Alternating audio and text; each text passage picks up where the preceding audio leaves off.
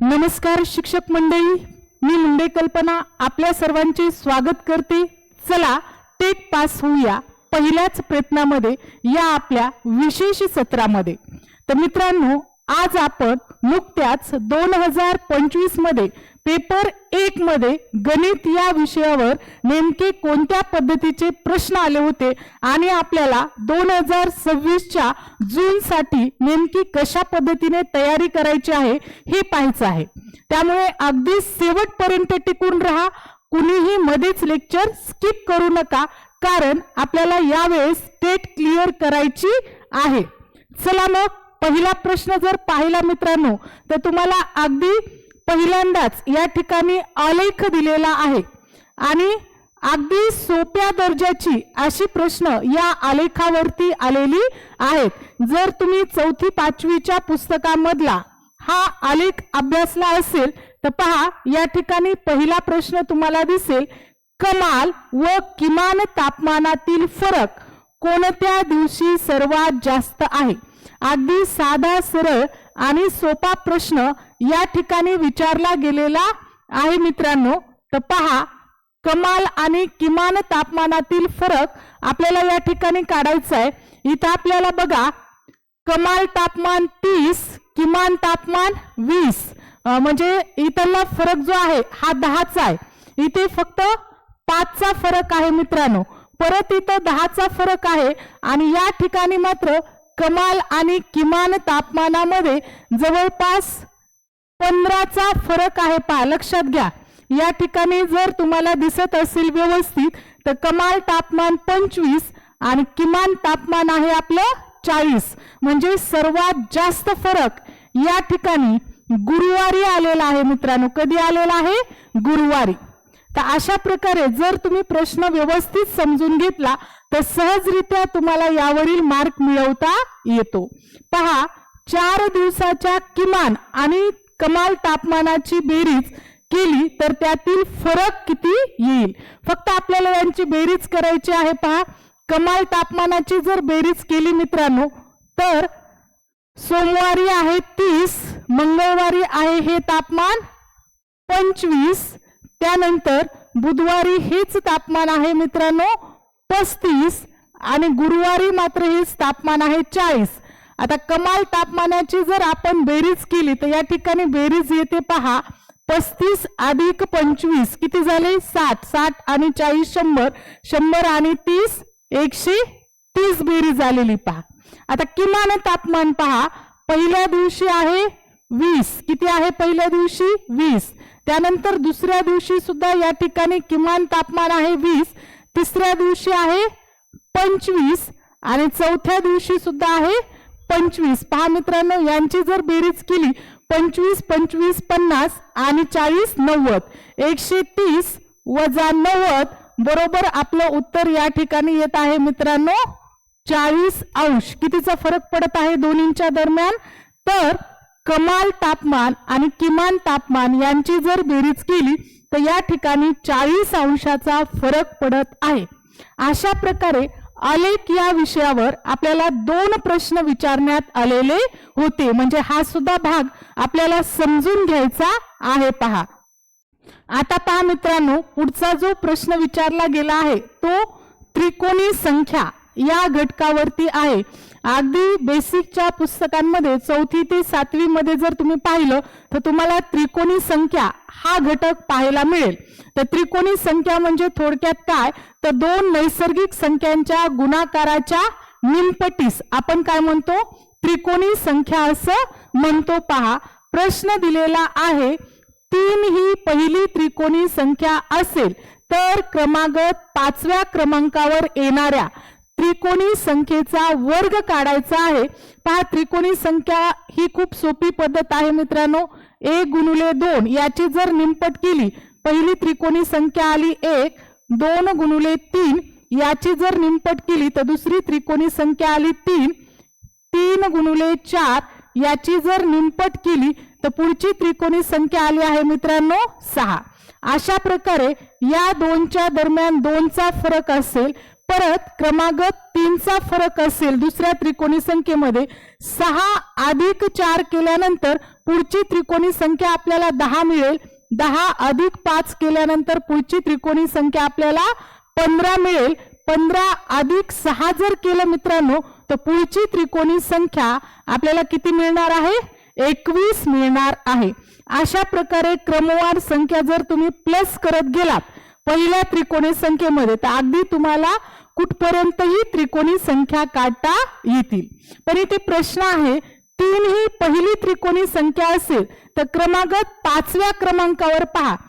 3 पहिली आहे, ही दुसरी, तिसरी, चौथी आणि 5व्या क्रमांकावर 3च्या नंतर कोणती त्रिकोणी संख्या आली आहे मित्रांनो? 21. आणि 21चा आपल्याला काय करायचं आहे मग? तर वर्ग करायचा आहे. 21चा वर्ग येतो मित्रांनो 441. पहा, प्रश्न समजून घेणं ही फार मोठी कला आहे याच्यामध्ये. त्यामुळे प्रश्न अगोदर आपल्याला समजून घेता आला पाहिजे. आता पुढचा प्रश्न पहा. आता हा जो प्रश्न आहे लहानात लहान आणि मोठ्यात मोठी संख्या तयार करणे, तर हा प्रश्न मात्र भल्या भल्यांना पाणी पाजवतो मित्रांनो. कारण याच्यामध्ये अंक दिलेलेच आहेत 4 आणि आपल्याला सांगितलंय की हे अंक वापरून तयार होणाऱ्या मोठ्यात मोठ्या 5 अंकी आणि लहानात लहान 4 अंकी संख्यांच्या आपल्याला काय करायचं आहे? फरक काढायचा आहे. तर खूप सोपं आहे पण बरेच जण यामध्ये चुकतात. पहा, मोठ्यात मोठी संख्या तयार करताना पहा, मोठी संख्या तयार करताना सुरुवातीला अगोदर सर्वात मोठा अंक घ्या. 5 अंकी संख्या तयार करायची. त्यामुळे जो मोठा अंक आहे तो मोठी संख्या तयार करताना डबल घ्यायचा आणि लहान संख्या तयार करताना जो लहान अंक आहे तो डबल घ्यायचा. पहा, आता 88, त्याच्यानंतर 7, त्यानंतर 2 आणि त्यानंतर 0. पहा, दिलेल्या अंकांपासून या 4 अंकांपासून याच्यापेक्षा मोठी 5 अंकी संख्या तयार होणे शक्य नाही. आता आपल्याला काय करायचं आहे? तर आता आपल्याला लहान संख्या तयार करायची आहे. पहा, आणि ती सुद्धा 5 अंकीच. मग जर आपण 0 सुरुवातीला घेतला तर मात्र ती संख्या 5 अंकी तयार न होता 4च अंकी तयार होईल. पहा, त्यामुळे 0 सोडून जी संख्या आहे सर्वात लहान ती आपल्याला पहिल्यांदा घ्यायची. पहा, मग त्यानंतर 0 हा सगळ्यात लहान आहे म्हणून 0 2 वेळा घेऊन टाकूया. त्यानंतर आपण काय करूया?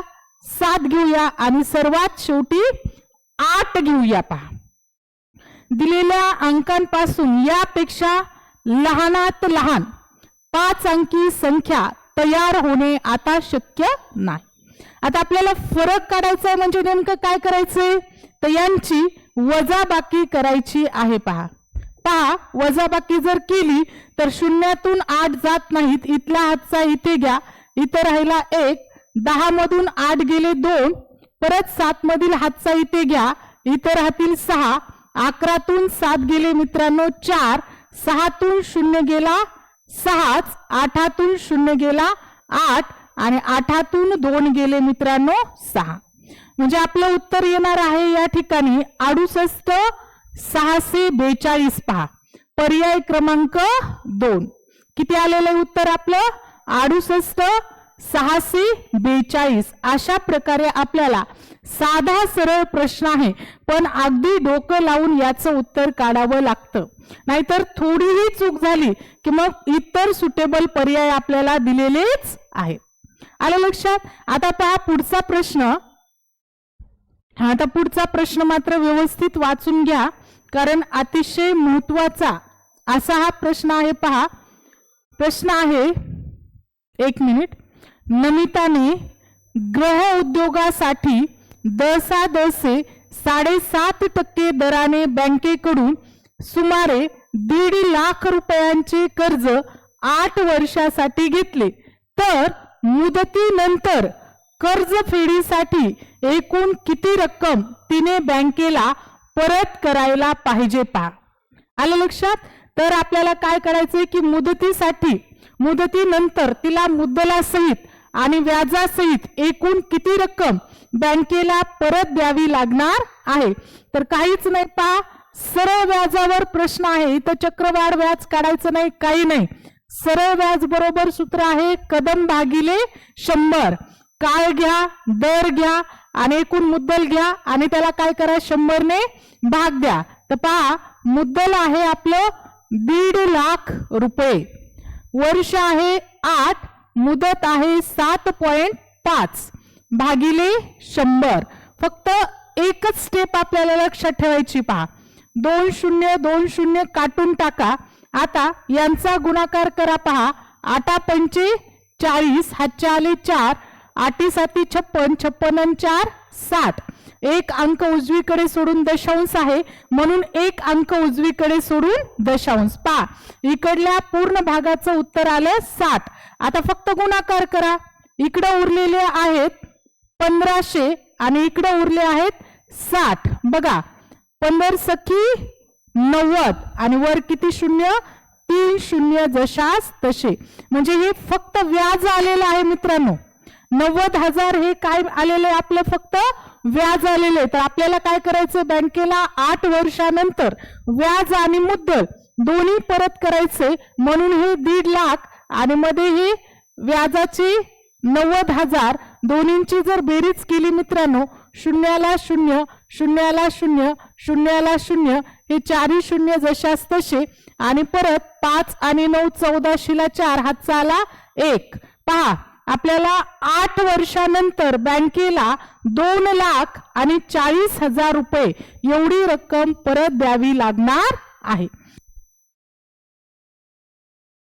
चला मग शिक्षक बांधवांनो, पुढचा प्रश्न आहे सेकडेवारी या टॉपिक वरचा. प्रश्न जर पाहिला तर तुम्हाला लक्षात येईल, एका परीक्षेत आराध्याला मराठीत 30 पैकी 24, गणितात 50 पैकी 38, विज्ञानामध्ये 70 पैकी 63 आणि हिंदीमध्ये 90 पैकी 63 गुण मिळालेले आहेत. तर आपल्याला विचारलेलं आहे तिची कोणत्या विषयातील गुणांची टक्केवारी सर्वात जास्त आहे. तर पहा थोडासा वेळ खाणारा हा प्रश्न आहे, पण तरी एका मार्कासाठी आहे आणि वेळ आपल्याकडे भरपूर आहे, त्यामुळे आपण हा प्रश्न सोडवणार आहोत. पहा सुरुवातीला घ्या मराठी. मराठीमध्ये 100शी तुलना करायची. 30 पैकी 24 मिळालेत म्हणून 100 गुणिले 24 वर घ्या. खाली जेवढ्या गुणांची परीक्षा असते तेवढे गुण खाली घ्यायचे. पहा शून्याला शून्य कटला, 3 8 24. मराठीमध्ये किती टक्के गुण मिळाले मित्रांनो, 80%. गणितामध्ये 50 पैकी किती मिळाले पहा, 38 भागिले 50. 50 1 50, 50 दुनी 100.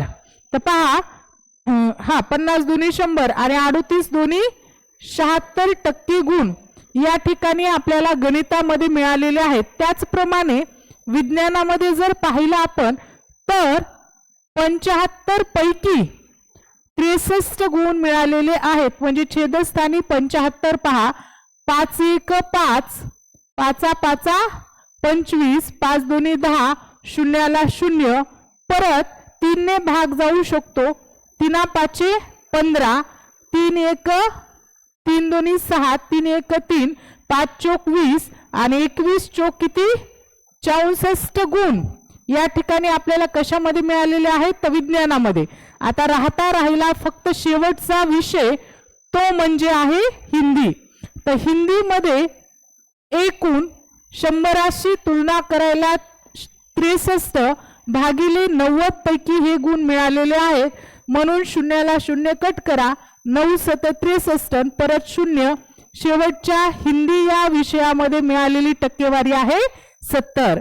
तर अशा प्रकारे पहा मराठीमध्ये 80, दुसरा विषय आहे गणित. गणितामध्ये 76 आणि विज्ञानामध्ये 64 आणि हिंदीमध्ये 70. मग आता मला सांगा मित्रांनो, सर्वात जास्त टक्केवारी कोणत्या विषयामध्ये आहे? तर सर्वात जास्त टक्केवारी पहिला जो विषय आहे मराठी, तर या मराठीमध्ये सर्वात जास्त टक्केवारी आहे. पहा आलं लक्षात. तर असे काही थोडेसे अवघड दर्जाचे प्रश्न आपल्याला या परीक्षेमध्ये पाहायला मिळतील. त्यामुळे असे प्रश्न सुद्धा आपल्याला स्किप करून चालणार नाही, याची सुद्धा आपल्याला तयारी करायची आहे. पहा आता पुढचा प्रश्न पहा मित्रांनो, पुढचा प्रश्न मात्र फारच गमतीशीर आहे पहा. प्रश्नात काय दिलेलंय तर सोनालीने 50 डझन केळी 60 रुपये डझन दराने खरेदी केली पहा व 550 शेकडा या दराने तिनं काय केलं, ती केळी विकून टाकली. तर आपल्याला पाहायचं आहे की तिला नफा झाला का तोटा झाला, आणि जर नफा झाला तर किती झाला आणि तोटा झाला तर किती झाला.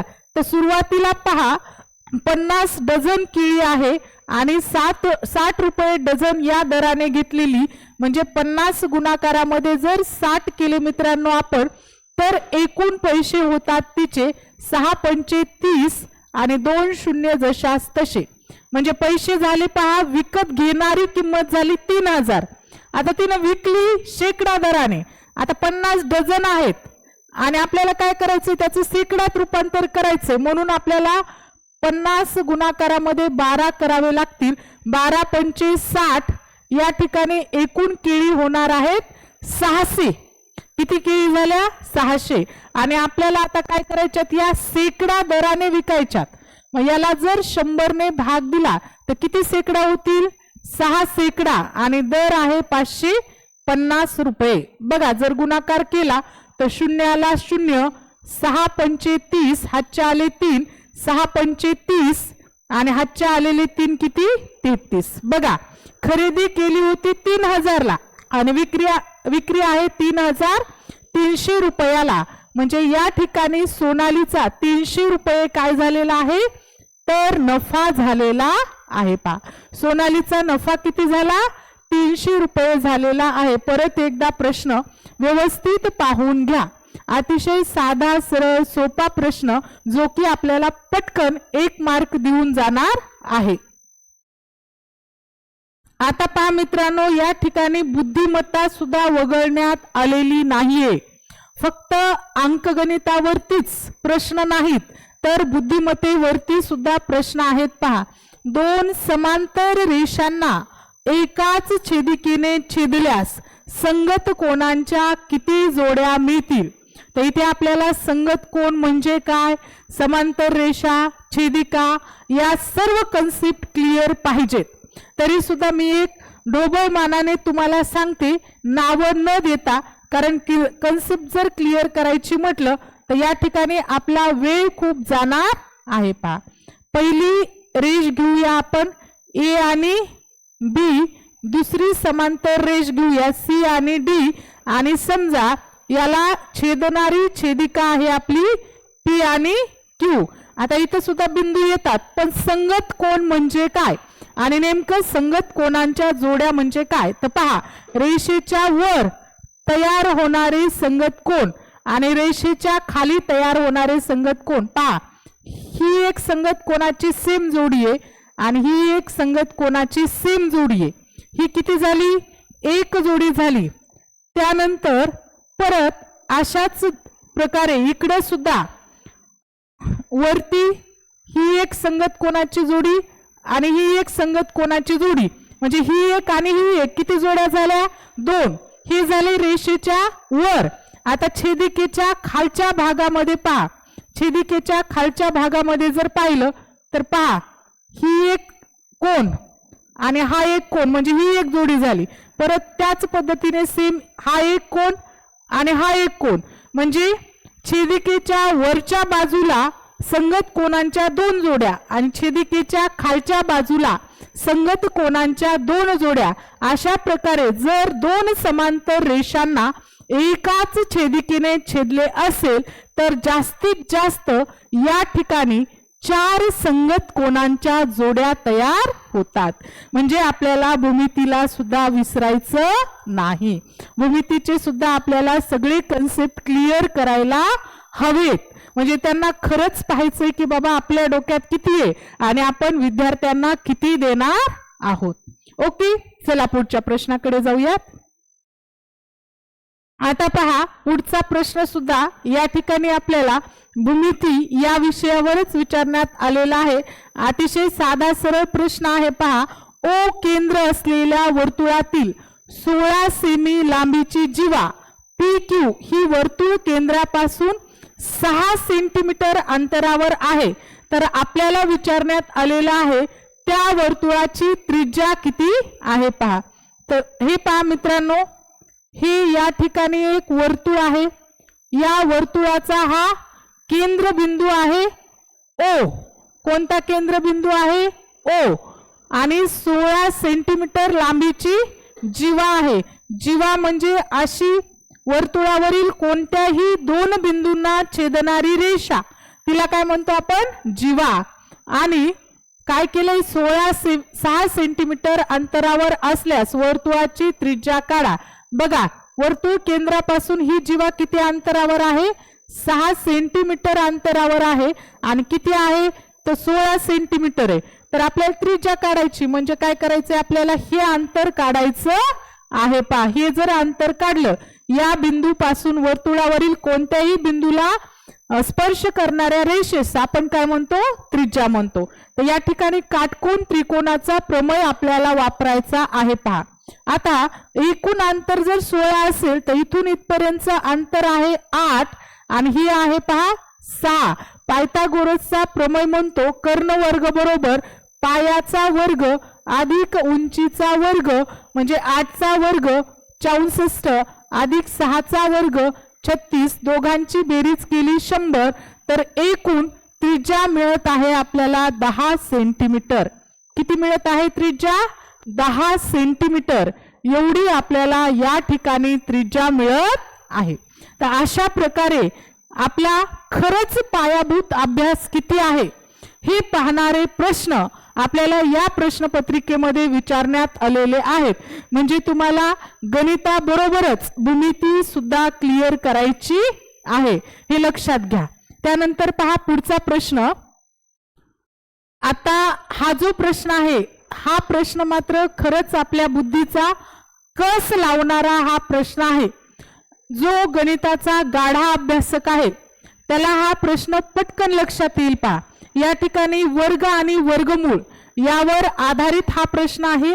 तर तुम्हाला सर्वांचे प्रथमतः वर्गपाठ असायला पाहिजेत. पहा, आपण अगोदर या वर्गमुळातील संख्यांना वर्गमुळाच्या बाहेर काढून घेऊयात. पहा, आता इथे पहा 800 मधून 175 जर वजा केले तर राहतात मित्रांनो वर्गमुळामध्ये 625 आणि 625 ला जर वर्गमुळाच्या बाहेर काढायचं असेल तर त्याचं वर्गमूळ आहे 25. पहा, म्हणजे हा मुद्दा आपला क्लिअर झाला.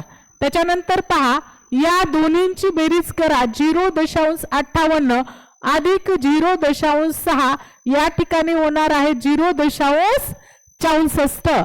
64चं वर्गमूळ येतं 8, पण वर्ग संख्येत दशांशानंतर 2 अंक असतील तर वर्गमुळामध्ये दशांशानंतर किती अंक येतो? 1 अंक येतो. आणि 1024 हा 32चा वर्ग आहे, यामध्ये दशांश वगैरे काहीच नाही, म्हणून हे जशास तसे 32 ला 32 घ्या.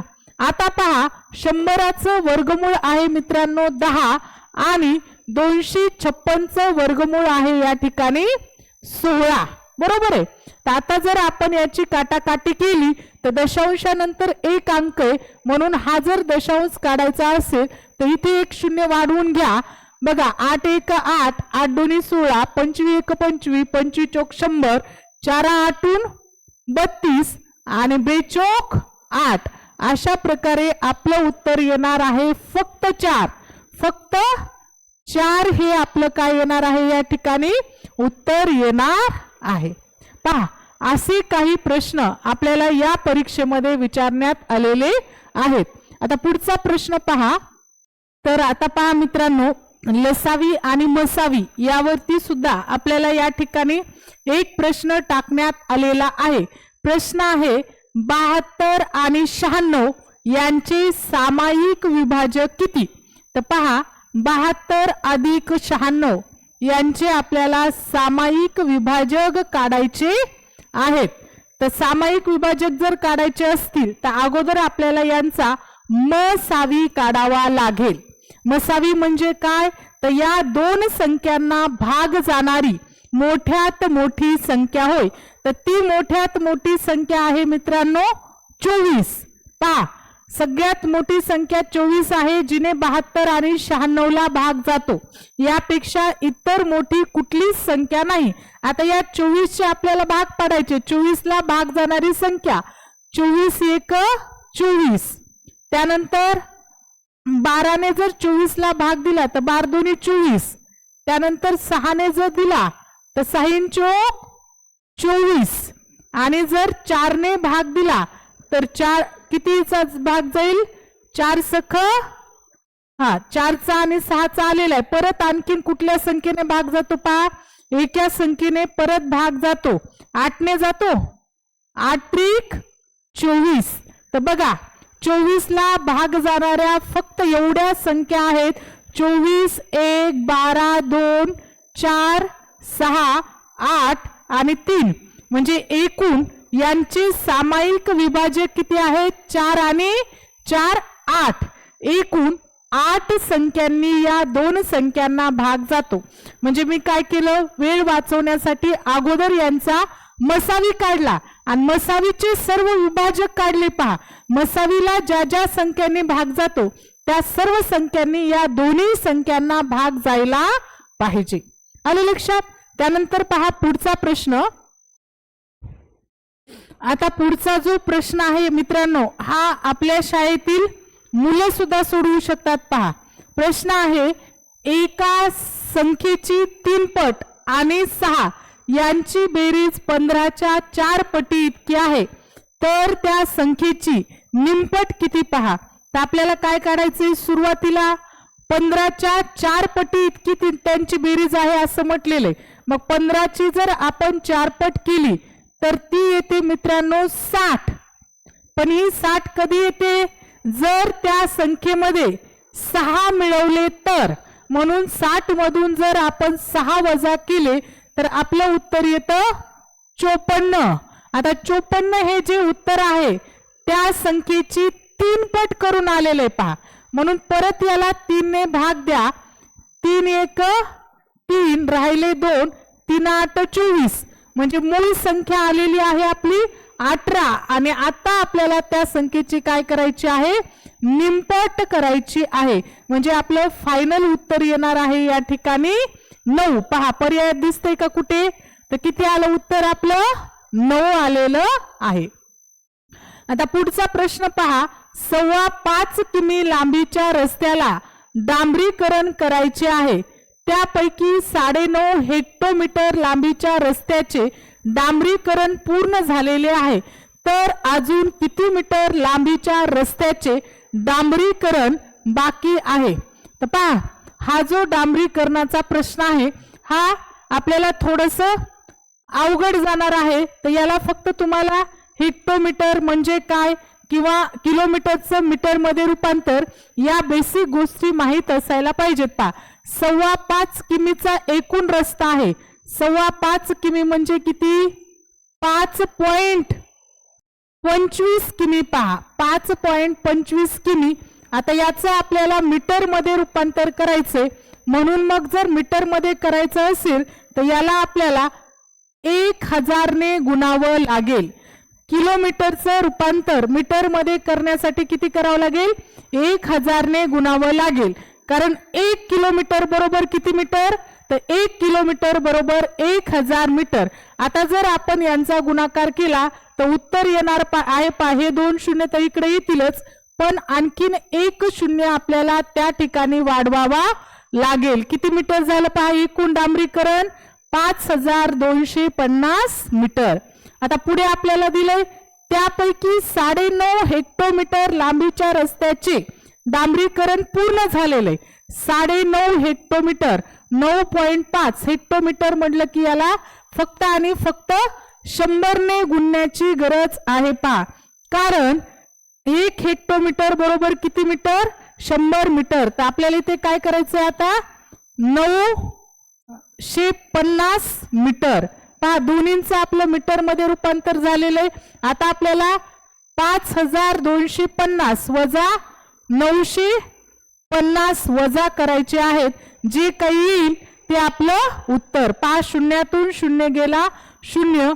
पाचातून 5 गेले 0, इथल्या हातचा इथे आणा 12 झाले, इथं 4 राहिले, 12तून जर 9 गेले तर या ठिकाणी राहतात 3 आणि 4ला 4 म्हणजे 4300 मीटर रस्त्याचे या ठिकाणी अजून डांबरीकरण बाकी आहे.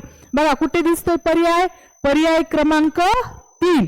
4300 मीटर रस्त्याचे अजूनही डांबरीकरण बाकी आहे. पहा आता मित्रांनो, हे जे प्रश्न आहेत 2 प्रश्न हे अगदी आपल्या 4थी 5वीच्या मुलांनाही सोडवता येतील असे प्रश्न आहेत. पहा, सकाळी 7:45 वाजता सुरू झालेला क्रिकेटचा सामना त्याच दिवशी दुपारी 2:30 वाजता संपला, तर सांगा मग सामना किती वेळ चालू होता. बघा सांगा, लगेच कमेंट मध्ये उत्तर टाका, व्हिडिओ स्टॉप करा आणि लगेच सोडवा. पहा आणि लगेच आन्सर टाकून द्या. झालं. पहा आपल्याला इथे 7:45 दिलंय, सुरुवातीला आपण 8 ते 2च धरूया. पहा 8 ते 2 किती तास होत आहेत, 6 तास होत आहेत. 6 तास, इथले 15 मिनिटं, इथला अर्धा तास एक्स्ट्रा, किती झाले 6 हे 30 आणि 15 किती 45 मिनिट, म्हणजे एकूण आपला 6.25 तास हा सामना चाललेला आहे. पहा 6.25 तास कुठे गेलं, हे पर्याय क्रमांक 1 हे आपलं काय उत्तर आहे या ठिकाणी. एकूण सामना आपला 6.25 तास चाललेला आहे. पहा त्यानंतर पुढचा प्रश्न सुद्धा फक्त भागाकार करायचा आहे. पहा काहीच नाही. 36,060 मण्यांपासून प्रत्येकी 12 मण्यांची एक माळ याप्रमाणे माळा जर तयार केल्या तर जास्तीत जास्त किती माळा तयार होणार आहेत. पहा तर या ठिकाणी पहा 36,060 भागिले 12 काय करायचं आपल्याला, 12 मण्यांपासून एक माळ तयार करायची. 12 1 12, 12 2 24, 12 3 36, हा 0 जशास तसा आणि 12 5 60, म्हणजे एकूण किती माळा तयार होणार आहेत, तर 305 माळा या ठिकाणी तयार होणार आहेत. काही प्रश्न हे अगदी सोप्या लेवलचे तर काही प्रश्न हे एकदम हार्ड लेवलचे, अशा प्रकारचे प्रश्न गेल्या वेळेसच्या टेट 2025ला आपल्याला पाहायला मिळाले होते. म्हणजे तुमच्या लक्षात येईल की यावरून आपल्याला नेमकी कशी तयारी करायची आहे. पहा आता पुढचा प्रश्न पहा, एका पुस्तकाची 5/7 पाने वाचली तेव्हा 56 पाने वाचायची शिल्लक राहिली, तर त्या पुस्तकात एकूण किती पाने असतील. पहा सर्वसाधारण बुद्धिमत्ता असणाऱ्या माणसाला सुद्धा हा प्रश्न व्यवस्थित सोडवता येईल. पहा कारण प्रश्नातच याचं उत्तर आहे. 7 भाग होती त्यापैकी 5 भाग वाचून टाकली म्हणजे वाचायची शिल्लक राहिली आहे 2 भाग. 2 भाग म्हणजेच किती पानं आहेत, 56 पानं आहेत. पहा 2 भाग म्हणजेच किती पानं आहेत, 56 पानं. तर बे 1 बे, बे 2 4, बे 8 16, एक भाग म्हणजे 28 पानं येईलीत आपल्याला. किती येईलीत 28. तर असे किती भाग आहेत, 7 भाग आहेत. पहा करा गुणाकार, 7 8 56, 7 2 14, 14 आणि 5 पहा 19. किती आली पानांची संख्या, एकूण 196 पानांची संख्या आलेली आहे. पहा किती आहे पानांची संख्या, 196. दुसरा प्रश्न सुद्धा असाच आहे. 4.5 मीटर कापडापासून 2 शर्ट शिवलीत, तर आता आपल्याला 15 शर्ट शिवायचेत. कापड किती लागणार आहे, अगोदर आपण 2 ची 14 शर्ट शिवून घेऊयात. 14 जर शर्ट शिवायचे म्हणलं तर 7 भाग झाले, कारण 2 शर्ट आहेत ना, म्हणून 7 गुणुले 4.5. पहा किती गुणाकार येतो, 7 5 35, 7 चोक 28, 28 आणि 3 31, दशांशाला दशांश. हे झाले 14 शर्ट शिवून आपले, 7 2 14. आता राहिला फक्त एकच शर्ट शिवायचा, तर निम्म करा. 4 च्या निम्मे 2 आणि 5 च्या निम्मे 0.25. पहा यांची बेरीज करा, झाले आपले 15 शर्ट शिवून. 5 ला 5, 5 आणि 2 7, 3 ला 3, पहा 33.75 मीटर एवढा आपल्याला कपडा लागणार आहे. किती लागणार आहे? 33.75 मीटर. आलं लक्षात? पाहून घ्या आणि चला पुढच्या प्रश्नाकडे जाऊयात आपण. आता पुढचे हे दोन प्रश्न पहा, पहिला आणि दुसरा. जर थोडा अभ्यास असेल तर सुटून जातात. पहा, काही मजुरांची 10 दिवसाची मजुरी आहे 19,200. पहा, 10 दिवसांची मजुरी आहे त्यांची, काही मजुरांची. मग त्यांची एका दिवसाची मजुरी आपल्याला काढायची आहे. तर एका दिवसाची यांची मजुरी येणार आहे 1920. बरोबर आहे. त्यानंतर मजुरांची संख्या 3 ने कमी झाली. लक्षात घ्या पॉइंट. मजुरांची संख्या काय झाली? 3 ने कमी केली. तर 5 दिवसांची मजुरी 6,000 होते. पहा, 5 दिवसांची मजुरी जर 6,000 असेल तर एका दिवसाची मजुरी 5 1 5, 5 2 10 आणि 2 0 जशास तसे. पहा, एका दिवसाची वर आहे 1920 आणि 3 मजूर कमी केल्यानंतर एका दिवसाची मजुरी आहे 1200. यांच्यातला फरक पहा किती येतो. 0तून 0 गेला 0, 2तून 0 गेले 2, 9तून 2 गेले 7 आणि 1 ला 1 म्हणजे 720. ही कमी झालेल्या 3 मजुरांची मजुरी आहे. तर आपल्याला विचारले प्रत्येक मजुराची एका दिवसाची मजुरी. आता याला जर आपण 3 ने भाग दिला तर एका दिवसाची मजुरी आपल्याला आरामशीर मिळते. पहा, 3 1 3, 3 2 6, 3 4 12 आणि 0 ला 0. पहा, प्रत्येक मजुराची एका दिवसाची मजुरी बरोबर किती आहे? 240 रुपये. प्रत्येक मजुराची एका दिवसाची मजुरी आपल्याला त्या ठिकाणी मिळालेली आहे. ओके. आता पहा पुढचा प्रश्न वाचा. तो सुद्धा फार सोपा आहे. 5 कुटुंबांनी अनुक्रमे 45 kilogram, 60 kilogram, 50 kilogram, 24 kilogram, 31 kilogram याप्रमाणे तांदूळ जमवले. तर आपल्याला विचारलेलं आहे सर्व 5 समान पिशव्यात ते तांदूळ भरायचे असल्यास प्रत्येक पिशवीत किती किलो तांदूळ भरावे लागतील. पहा,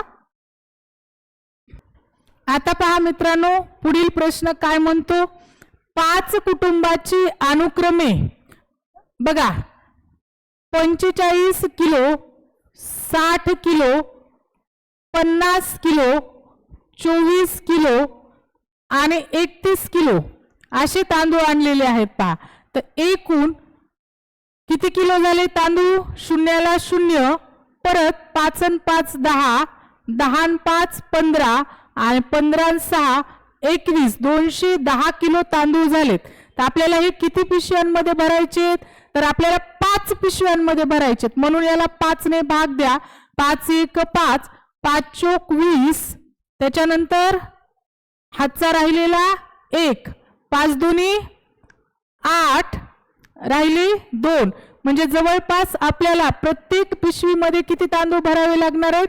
42 किलोग्रॅम एवढे तांदूळ आपल्याला त्या ठिकाणी प्रत्येक पिशवीमध्ये भरावे लागणार आहेत. पहा, अशा प्रकारे अतिशय सोपे असे प्रश्न हे या ठिकाणी दिलेले आहेत. पहा, आता पहा परत आपल्याला या ठिकाणी भूमितीवरचे प्रश्न पाहायला मिळत आहेत. पहिला प्रश्न आहे एका वर्तुळाच्या केंद्रीय कोनाचे माप 125 अंश आहे तर त्या कोनाच्या संगत विशाल कंसाचे माप किती? तर याला काहीच करायचं नाही. पहा, एकूण कोनाचं माप असतं मित्रांनो 360 अंश वजा 125 करून टाका. पहा वजाबाकी किती येते ते 6 मधला हातचा इथे घ्या. इथे राहिले 5, 10तून 5 गेले 5, 5 मधून 2 गेले 3 आणि 3तून 1 गेला 2. पहा उत्तर आहे आपलं 235 अंश. काय केलं? फक्त एकूण कोणाचं माप बरोबर 360 अंश वजा दिलेलं माप 125 अंश. जो काही विशाल कोण उरला त्याचं माप आलेलं आहे 235 अंश. त्याच्यानंतर पहा पुढचा प्रश्न. खालील आकृतीत पंचकोनी चित्तीच्या शिरोबिंदूची संख्या पृष्ठाच्या संख्येपेक्षा कितीने जास्त आहे? शिरोबिंदू 1 2 3 4 5 वरून 5 खालून 5 एकूण शिरोबिंदू आहेत 10. पृष्ठ जर मोजले हा वरचा खालचा 1 2 3 4 5 6 आणि 7 पृष्ठांची संख्या 7. दोन्हींमधील फरक जर पाहिला तर दोन्हींमधील फरक आहे मित्रांनो 3. ओके.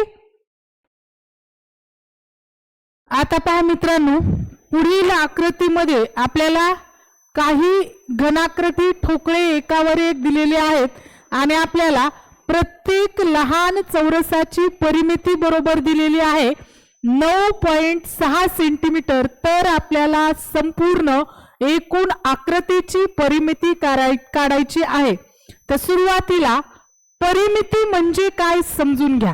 तर परिमिती म्हणजे फक्त बाहेरील कडांची बेरीज होय.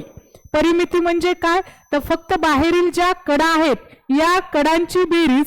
तर आपल्याला एका चौरसाची परिमिती दिलेली आहे मित्रांनो 9.6. म्हणजे आपल्याला जर 9.6 भागिले 4 केलं तर फक्त एका बाजूची लांबी मिळणार आहे. तर पहा 4 1 4 4 2 8 आणि 4 चौक 16. तर फक्त एका बाजूची लांबी आहे 2.4 सेंटीमीटर. तर बाहेरील बाजू मोजा 1 2 3 4 5 6 7 8 9 10 11 12. पहा एकूण बाहेरील बाजू आपल्याला मिळालेल्या आहेत 12. त्यानंतर 13 14 आणि 15. 1 मिनिट.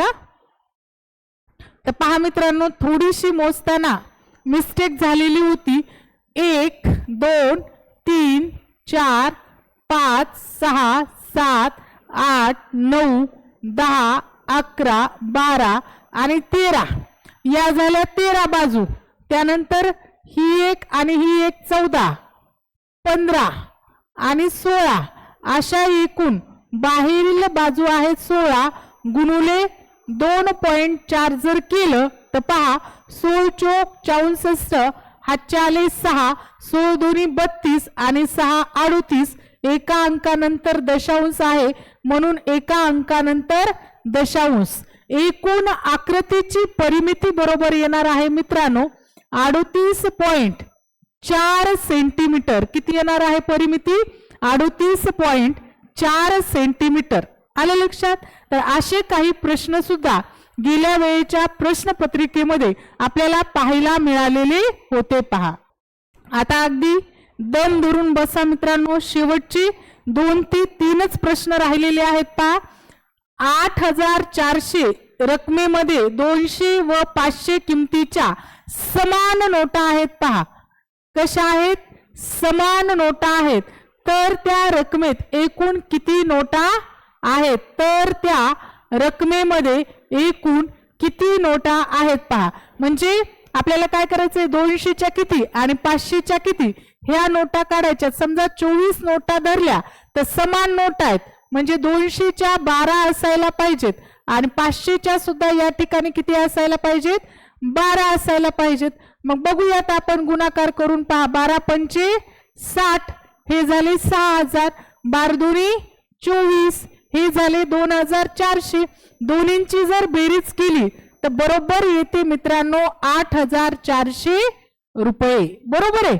त्यामुळे आपलं उत्तर आहे पर्याय क्रमांक 1. अशा प्रकारे सुद्धा हे प्रश्न आपल्याला सोडवता येतात. पहा त्यानंतर खालचा सुद्धा प्रश्न असाच आहे. पहा 12 मीटर लांब व 9 मीटर रुंद आयात आकृती जागेत 1.5 मीटर बाजूचे घनाकृती 4 खड्डे खणल्यास उरलेल्या जागेचे आपल्याला क्षेत्रफळ काढायचे मित्रांनो. अगोदर आपण आयताचे क्षेत्रफळ बरोबर लांबी गुणुले रुंदी करून घेऊया. 12 गुणुले 9 12 9 किती? 108. अष्टोदर्शे पहा किती झालं याचं क्षेत्रफळ? 108 सेंटीमीटरचा वर्ग. त्या जागेत 1.5 मीटर बाजूचे खड्डे खणायचे. पहा खड्डे म्हणलं की काय झालं? ते घनाकृती चौरस झाला. तर चौरसाचं क्षेत्रफळ बरोबर आहे बाजूचा वर्ग म्हणून 1.5 चा वर्ग 15चा वर्ग किती येतो पहा 225. तर या ठिकाणी एका खड्ड्याचं क्षेत्रफळ आलेलं आहे 2.25 सेंटीमीटर. किती आलेलं आहे 2.25 सेंटीमीटर. तर असे आपल्याला एकूण 4 खड्डे खणायचे आहेत पहा. याला 4 ने गुणा. पहा किती येणार आहे 2 चोक 8 आणि 25 चोक 1 म्हणजे एकूण 9 सेंटीमीटर येणार आहे. 108 मधून जर 9 वजा केले तर आपलं उत्तर येतं मित्रांनो एकूण 99 चौसेमी. बघा 99 चौसेमी.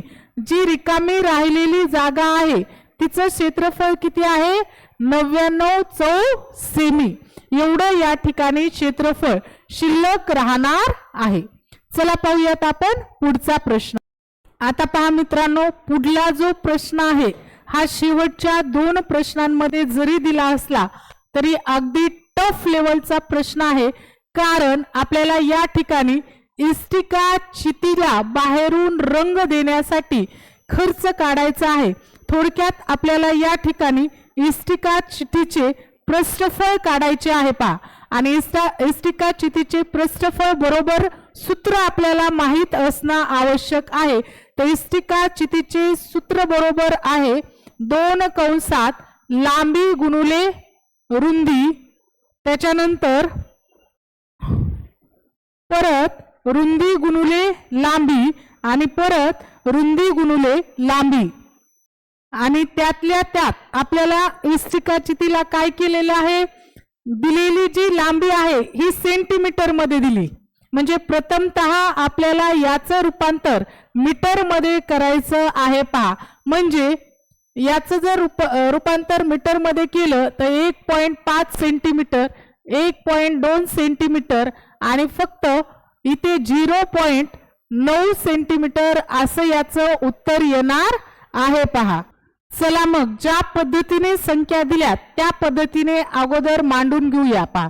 2 कंसात लांबी गुणुले रुंदी म्हणजे 1.5 गुणुले 1.2 अधिक परत आपल्याला 1.2 गुणुले 0.9 करावं लागेल. परत अधिक 1.5 गुणुले 0.9 घ्या आणि यांचा गुणाकार करून बेरीज आपल्याला या ठिकाणी करायची आहे. पहा कंसाच्या बाहेर 2 तर जशाच तशीच राहणार आहेत.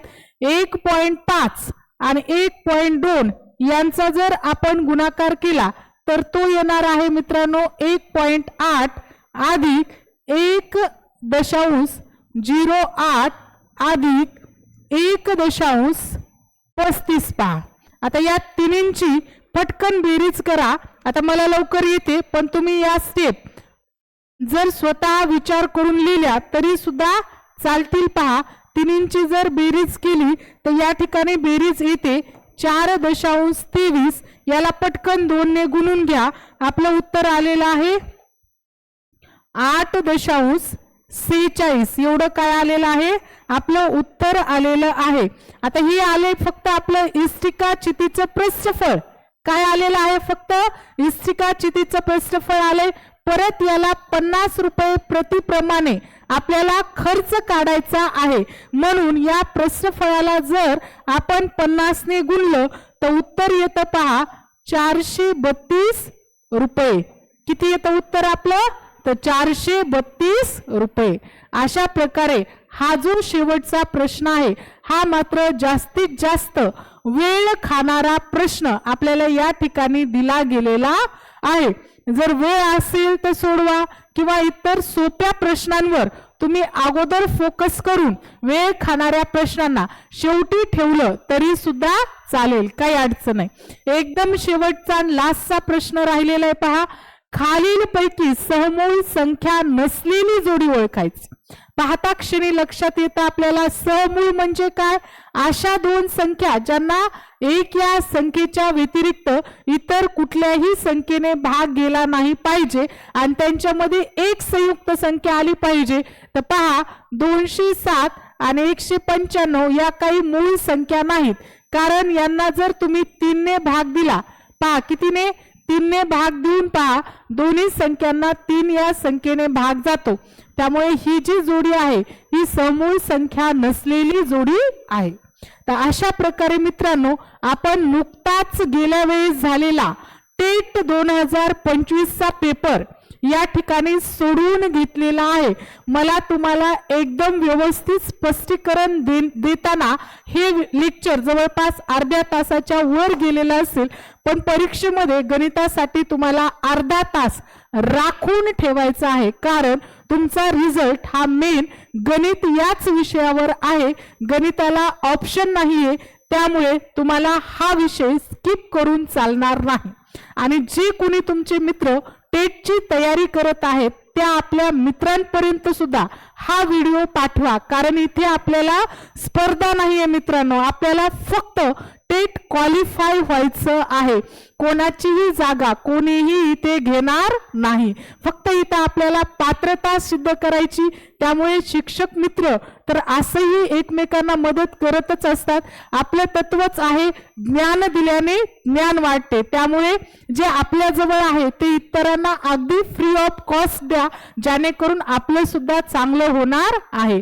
आणि जर या चॅनलवर नवीन असताल तर सबस्क्राइब करायला मात्र विसरू नका, कारण टेटची एक्झाम होईपर्यंत तुम्हाला अशीच महत्त्वाचे आणि एका लेक्चरमध्ये तुमचे 2 ते 3 मार्क्स वाढवून देणारे अपडेट्स तुम्हाला भेटणार आहेत. त्यामुळे चॅनलला सबस्क्राइब करायला मात्र विसरू नका. पुन्हा भेटूयात आपण आपल्या अशाच धमाकेदार लेक्चरमध्ये. तोपर्यंत सर्वांना जय हिंद, जय महाराष्ट्र.